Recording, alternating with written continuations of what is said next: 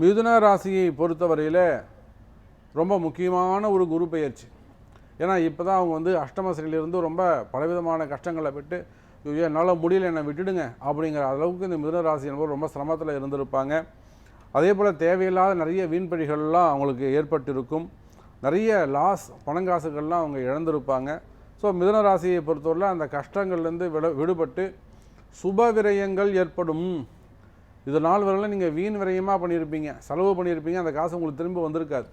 எல்லாம் ஒரு பணங்காசு கொடுத்து யாருக்கா உதவி கொடுத்துருப்பீங்க, ஒரு இறக்கப்பட்டு ஒரு உதவி செஞ்சுருப்பீங்க. அதுவே உங்களுக்கு நாளடைவில் ஒரு எதிரியாகவோ ஒரு யமனாவோ மாறியிருக்கும். அதுவே உங்களுக்கு ஒரு பிரச்சனையாக மாறியிருக்கும். ஆனால் மிதுன ராசி என்பர்களே, இனி வரக்கூடிய காலம் இன்று முதல் ஒரு வருட காலத்திற்கு உங்களுக்கு யோகமான காலம், வளமான காலம், சுபவிரயமாக அமைய போது. வீடு வாங்கலாம், வண்டி வாகனங்கள் வாங்கலாம், இடம் வாங்கலாம். அதே போல் வீட்டில் ஒரு சுப நிகழ்ச்சிகள் நடக்கலாம், திருமணங்கள், பிள்ளைகளுக்கு திருமணங்கள் செய்யலாம். 60ஆம் கல்யாணம், 70ஆம் கல்யாணம், 80ஆம் கல்யாணம், இது போன்ற வீட்டில் சுப நிகழ்ச்சிகள் நடப்பதற்கு அற்புதமான வாய்ப்புகள் அமைகின்றதுமா.